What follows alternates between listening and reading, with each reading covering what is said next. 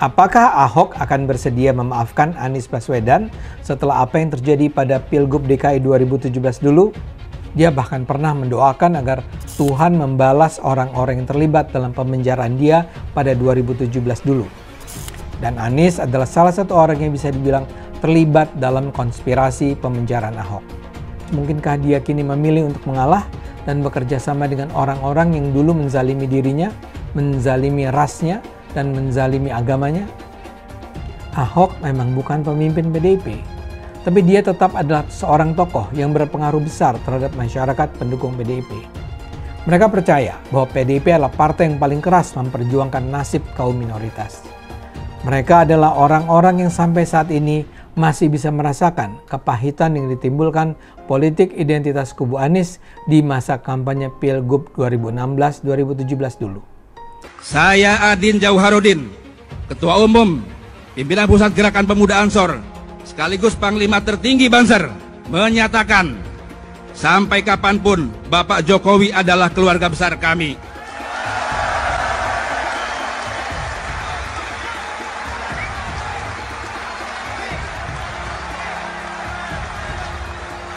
Maka siapapun yang menyakitinya dan keluarganya, maka sama saja dengan menyakiti kami, keluarga Bansor Ansor seluruh dunia. Jokowi mengundurkan diri, kita lihat besok. Semangat, tetap menuju ke reformasi 2024. Kami akan turun kembali ke jalan.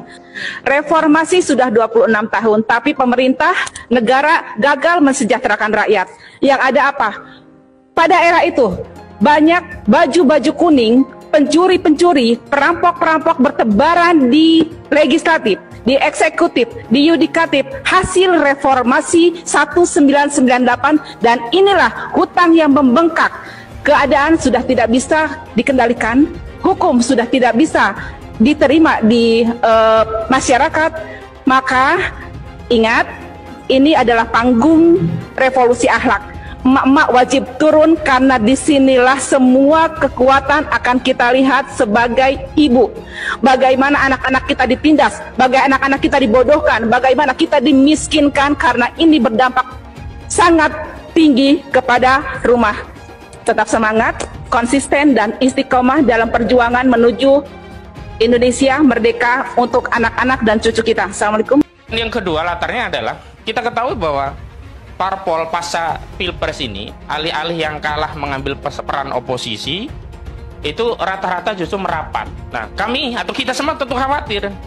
Kira-kira yang mau membelain kita nanti siapa? Kalau semua partai yang tadinya menjadi pesaing dalam pilpres, justru menjadi mitra koalisi Prabowo. Contoh PKB dan Nasdem yang sudah gelar karpet untuk Prabowo. PKS pun rencana gelar karpet, tapi Prabowo tidak dapat waktu itu. Artinya kita bisa melihat bahwa rakyat ini bisa menjadi yatim, tidak punya wali. Tidak ada yang melindungi, tidak ada yang memikirkan urusannya. Nah, karena itu kita butuh penyampaian dari semua tokoh-tokoh nanti ya, dalam rangka untuk itu. Bahwa kita harus memikirkan urusan rakyat ini bareng-bareng. Sehingga kita tidak akan menjadi korban, dan tetap ya kewajiban kita amar ma'ruf nahi munkar. Nanti Bang Egy juga bisa menegaskan bahwa pasca pilpres kita tidak boleh berhenti meneriakkan narasi perubahan dengan bentuk amar ma'ruf nahi munkar, karena memang tujuan kita berjuang atau melakukan perubahan itu bukan hanya untuk bela atau mendukung capres tertentu ya. Kalau begitu kan ya udah selesai, berarti nggak perlu lagi kita bersuara begitu. Jadi itu latarnya, dan yang paling penting bahwa di dalam nanti pernyataan juga sudah kami singgung bahwa siapapun rejim yang memimpin negeri ini, corak kepemimpinannya sekuler ya, yang coraknya kapitalis, itu pasti akan menyengsarakan rakyat. Dan semua kekayaan alam negeri ini pasti nanti juga akan jadi bancakan asing, termasuk korporasi yang ada di negeri ini, domestik.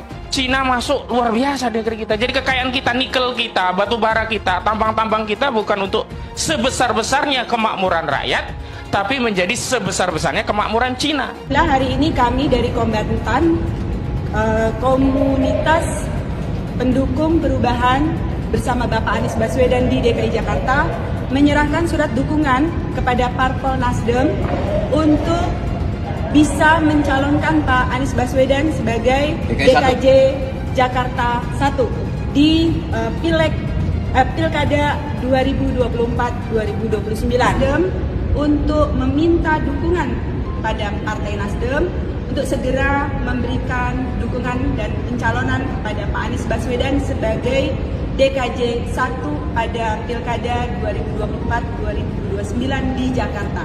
Kami warga Jakarta sudah merasakan selama 5 tahun kinerja Pak Anies di Jakarta kemarin, merasakan bagaimana kesejahteraan kami terangkat sebagai warga Jakarta dengan berbagai legasi yang ditinggalkan oleh Pak Anies dan berbagai prestasi yang sudah beliau torehkan untuk ibu kota Indonesia ini.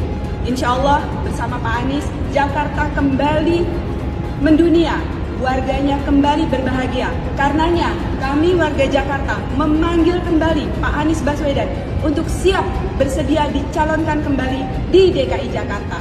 Dan kami berharap kepada Partai Nasdem untuk segera memberikan dukungannya kepada Pak Anies Baswedan. Insya Allah dengan orang baik, hidup kita semua di Jakarta akan sejahtera. Amin. Anies Baswedan, Gubernur. Anies Baswedan, Gubernur. Anies Baswedan, Gubernur. Anies Baswedan, menang. Assalamualaikum warahmatullahi wabarakatuh.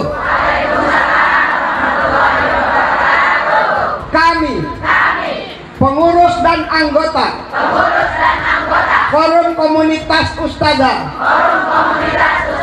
DKI Jakarta memohon kepada Pak Anies Baswedan untuk kembali menjadi gubernur dan memimpin Jakarta. Takbir! Takbir! Takbir! Allahu Akbar! Ini wacana yang menarik. Mungkin kalian akan suka dengan usulan ini. Usulannya, bagaimana kalau Pak Basuki Cahayapurnama, bagaimana kalau Pak Ahok maju atau dimajukan di ajang Pilgub Jakarta nanti? Nah, menarik kan? Gimana? Setuju? Menolak? Atau masih ragu? Atau malah harap-harap cemas?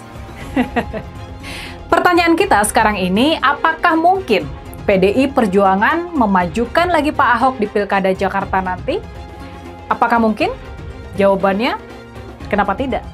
Bayangkan saja, seandainya Pak Anies Baswedan maju lagi di Pilgub DKI, maka bakal sangat-sangat sulit bagi siapapun buat mengalahkannya.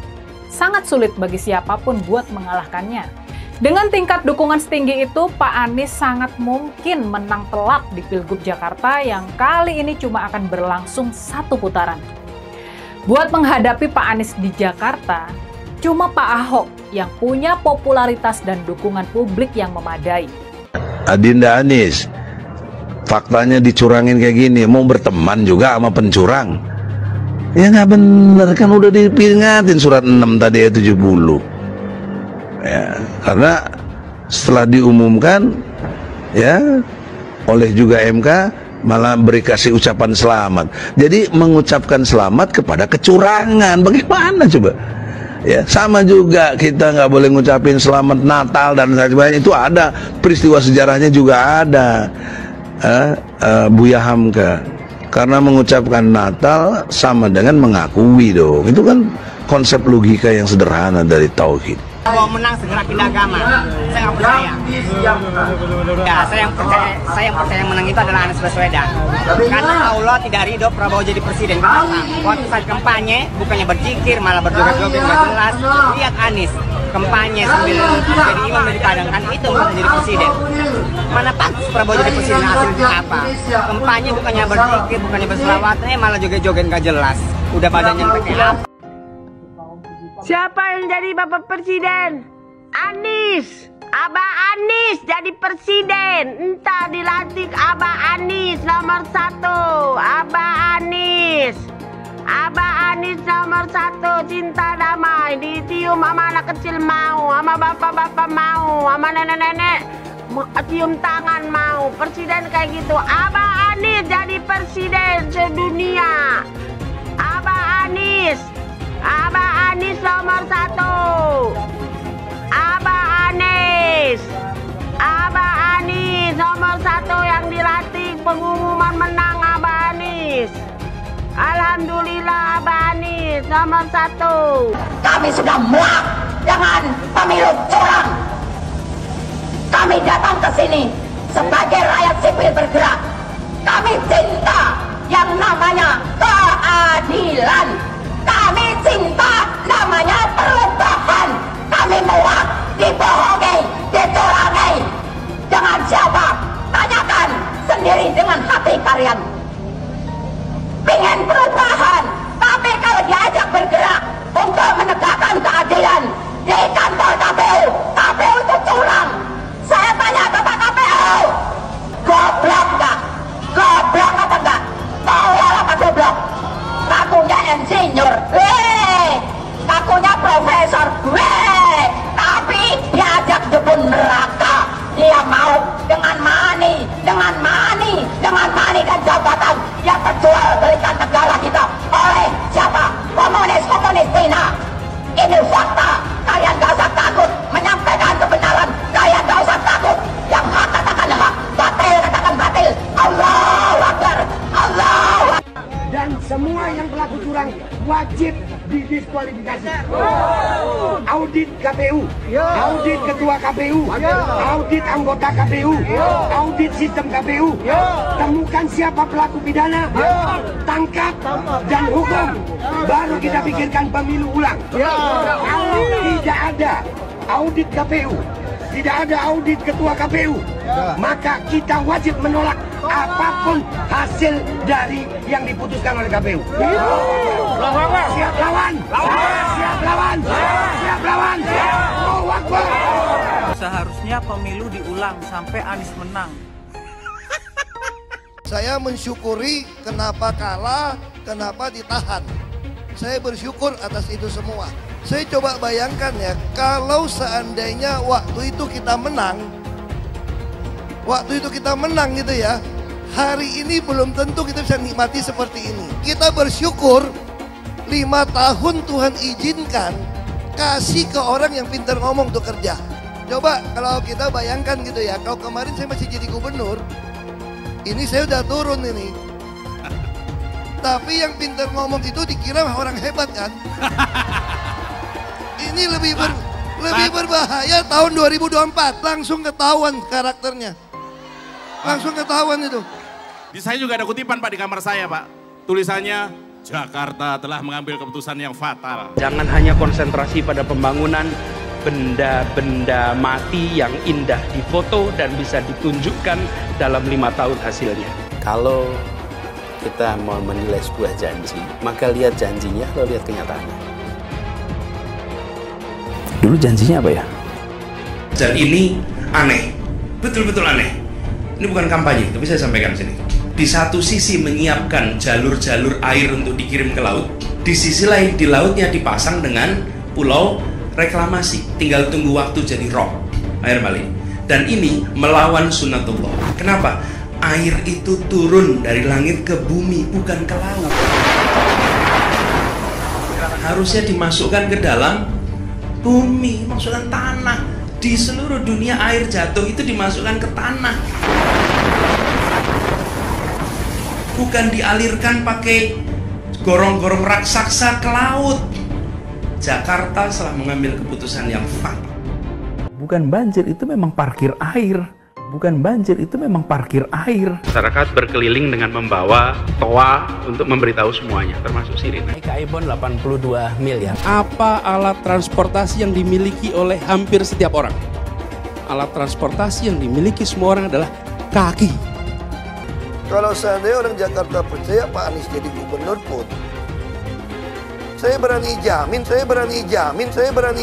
kok dia akan lakukan normalisasi yang sama seperti saya lakukan kok. Gak usah bohong lah. Ketika air sampai di muara, maka siap untuk dipompa ke laut. Pancasila Soekarno, ketuhanan ada di pantai. Anak Tuhan dari mana?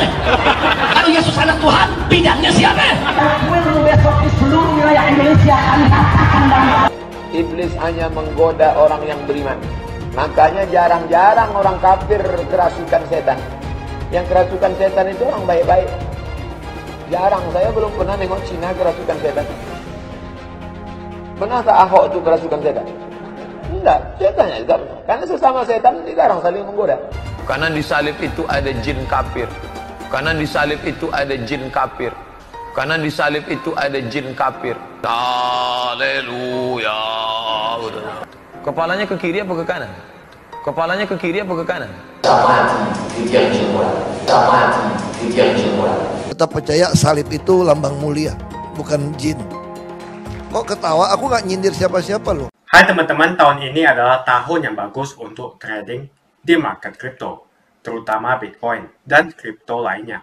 Teman-teman bisa gunakan kesempatan ini untuk mencari cuan dengan trading di market kripto. Untuk trading, teman-teman cukup registrasi dengan menggunakan link di kolom deskripsi, lalu deposit, tentukan apa yang ingin kalian tradingkan, lalu tekan tombol buy.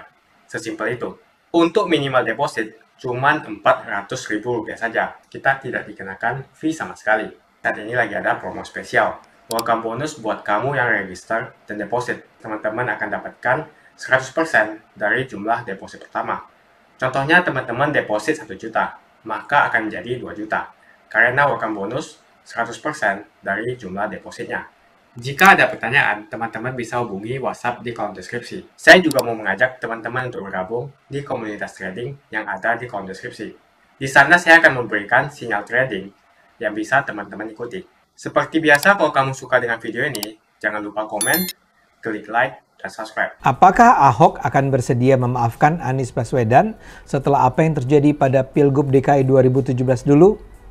Anies sangat mungkin akan maju kembali sebagai calon gubernur DKI pada Pilkada 2024 nanti. Dan salah satu partai yang mengajukan nama Anies adalah PDIP. Sementara Ahok saat ini adalah anggota partai PDIP. Jadi kalau di Jakarta pertarungannya adalah Anies versus siapapun cagup dari kubu Prabowo, misalnya Ridwan Kamil, siapakah yang akan menang? Kalau sepenuhnya pengkubuan tidak berubah, tentu Anies yang akan menang di DKI. Kemenangan itu ditentukan oleh suara dari pendukung Ganjar. Kalau pendukung Ganjar yang mayoritas adalah pemilih PDIP mendukung Anies, maka Anies akan menang besar. Dalam Pilpres 2024, Anies kalah sangat tipis dari Prabowo di DKI. Anies memperoleh 41,07% suara, sementara Prabowo meraih 41,66% suara. Jadi selisihnya di bawah 1%. Sementara Ganjar memperoleh 17,25%. Karena itu faktor yang paling menentukan adalah PDIP. Begitu PDIP nanti secara tegas menyatakan dukungan pada Anies, peluang kemenangan Anies akan semakin terbuka lebar. Tapi nanti dulu, apakah pendukung PDIP memang akan sepenuhnya solid kalau harus memilih Anies? Karena itu bagi saya menjadi penting untuk melihat bagaimana seorang Ahok akan bersikap dalam pemilihan ini. PDIP dikenal memiliki pendukung loyal yang sama patuhnya dengan pendukung PKS. Bagi mereka, apa yang dikatakan partai, apa yang dikatakan Bu Mega adalah semacam perintah yang harus dijalankan. Mereka adalah semacam captive market bagi Anies. Jadi kalau pendukung Anies di Pilpres, gabungan PKS, Nasdem, dan PKB bergabung dengan pemilih PDIP, kemenangan Anies sudah sangat terbayangkan. Keputusannya memang belum definitif. PDIP belum memutuskan untuk mengajukan nama Anies sebagai calon tunggal. DPD PDIP Jakarta mengusulkan 10 nama. Nama-nama lain adalah Tri Risma Harini, Prasetyo Edi Marsudi, Azwar Anas, Andika Perkasa, Basuki Hadi Mulyono, dan beberapa nama lain termasuk Ahok sendiri. Tapi banyak pihak menilai di antara deretan nama itu yang paling kuat potensi kemenangannya adalah Anies. Jadi mungkinkah kali ini PDIP mendukung Anies? Kalau sekarang PDIP mendekat ke Anies, mereka akan paksa PDIP untuk menjadi partai pendukung pelengkap, bukan partai pendukung utama. Kalaulah pendukung Anies bersedia menerima PDIP, itu tidak akan dilakukan dengan hati yang penuh sukarela. Kalaulah PKS dan PDIP duduk bersama di satu meja, itu adalah persekutuan yang dilandasi saling curiga. Biar bagaimanapun, pendukung utama Anies adalah kaum yang percaya bahwa Islam harus memenangkan kekuasaan. Mereka adalah orang-orang yang percaya bahwa musuh utama Indonesia adalah komunisme, sekularisme, liberalisme. Dan bagi mereka, PDIP adalah sebuah kekuatan yang mewakili bahaya terbesar bagi Indonesia itu. Ahok jadi penting karena dia adalah contoh seorang kader PDIP yang sangat rasional tapi memiliki latar belakang sejarah yang sangat pahit dengan Anies. Dia bahkan pernah mendoakan agar Tuhan membalas orang-orang yang terlibat dalam pemenjaraan dia pada 2017 dulu. Dan Anies adalah salah satu orang yang bisa dibilang terlibat dalam konspirasi pemenjaraan Ahok. Bahkan kalaulah tidak ada sejarah pahit itu, Ahok adalah contoh pendukung PDIP yang tidak akan begitu saja mengikuti jalan yang sudah ditetapkan partai tanpa memikirkan apa yang diakibatkan pilihan itu bagi Indonesia. Contoh Ahok bahkan bisa lebih ekstrim. Dia dulu merasakan langsung kejahatan kelompok-kelompok radikal yang menjadikan ras dan agama Ahok sebagai alasan untuk menjatuhkan dan menggagalkan dirinya. Itu adalah pengalaman yang luar biasa pedih. Lantas, mungkinkah dia kini memilih untuk mengalah dan bekerja sama dengan orang-orang yang dulu menzalimi dirinya, menzalimi rasnya, dan menzalimi agamanya? Ahok memang bukan pemimpin PDIP, tapi dia tetap adalah seorang tokoh yang berpengaruh besar terhadap masyarakat pendukung PDIP. Karena itu persekutuan pendukung Anies dan pendukung PDIP bukannya tanpa hambatan. Apalagi kita tahu salah satu basis kekuatan utama pendukung PDIP adalah kaum non-muslim dan kaum Tionghoa. Mereka adalah orang-orang yang sampai saat ini masih bisa merasakan kepahitan yang ditimbulkan politik identitas kubu Anies di masa kampanye Pilgub 2016-2017 dulu. Mereka percaya bahwa PDIP adalah partai yang paling keras memperjuangkan nasib kaum minoritas.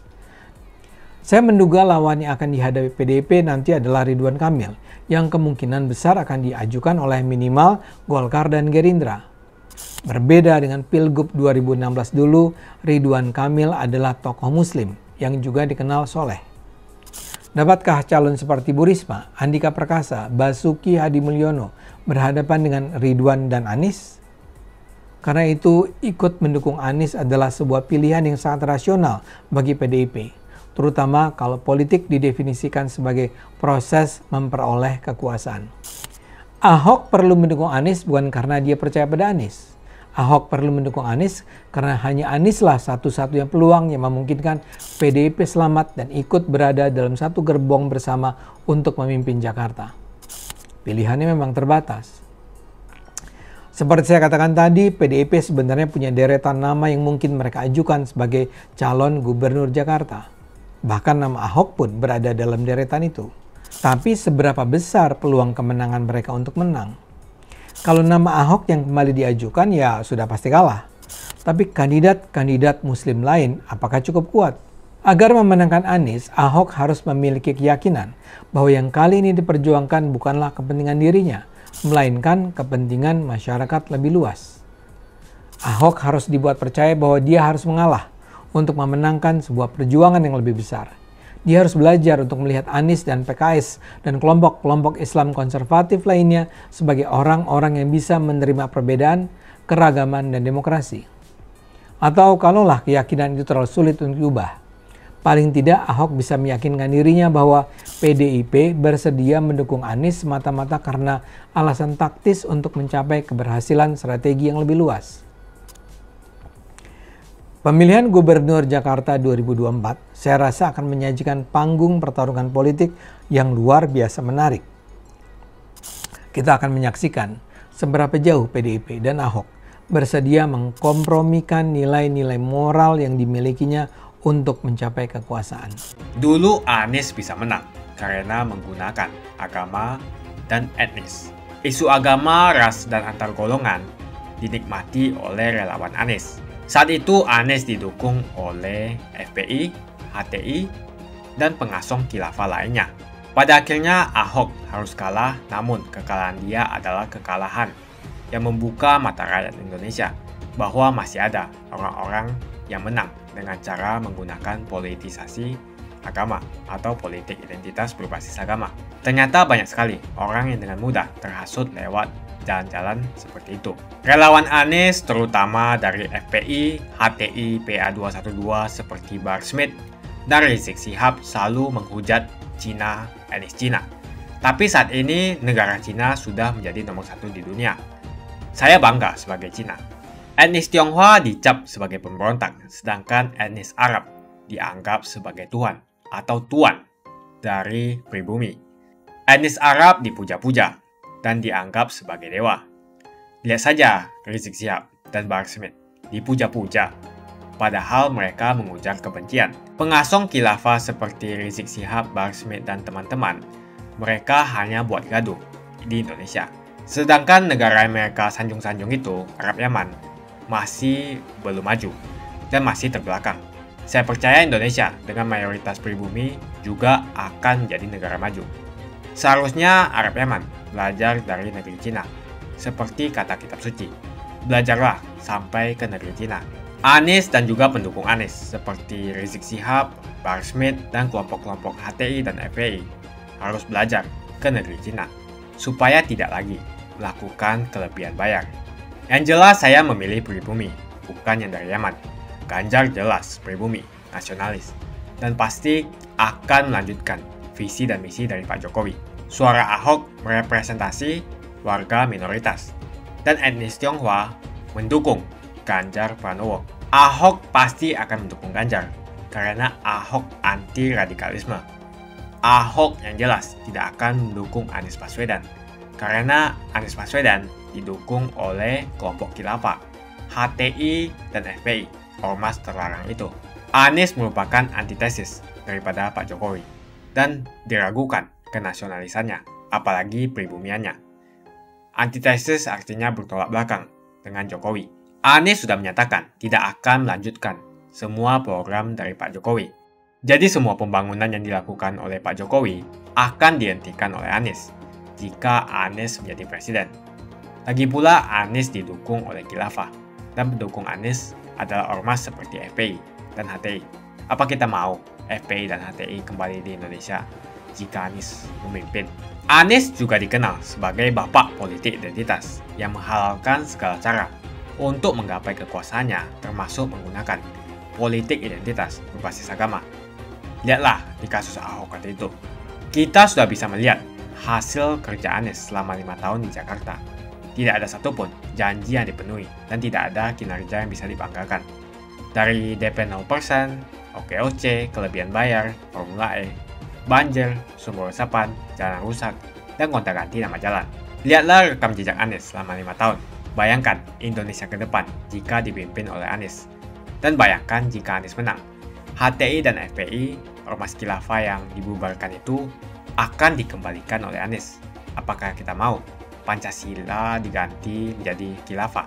Bagian Indonesia Timur yang mayoritas non-muslim seperti Bali tidak akan setuju dengan khilafah atau sistem khilafah. Mungkin Indonesia akan bubar jika Anies menjadi presiden. Perkataan Ahok sudah terbukti dan Jakarta sudah menjadi korban. Jangan biarkan Indonesia menjadi korban kibulan Anies Baswedan. Umat minoritas, terutama kaum Tionghoa, tidak akan memilih Anies Baswedan. Saya yakin karma Ahok mengejar Anies Baswedan. Dulu Anies memainkan politik identitas kepada Ahok. Sekarang Anies dipertanyakan kepribumiannya karena dia dari Yaman. Itu saja opini saya hari ini. Tuliskan opini kalian tentang Anies Baswedan. Jika kalian setuju dengan pendapat saya di video ini, pastikan kalian menekan like di video ini dan bagikan video ini ke teman dan family Anda supaya mereka semua mengetahui tentang informasi ini.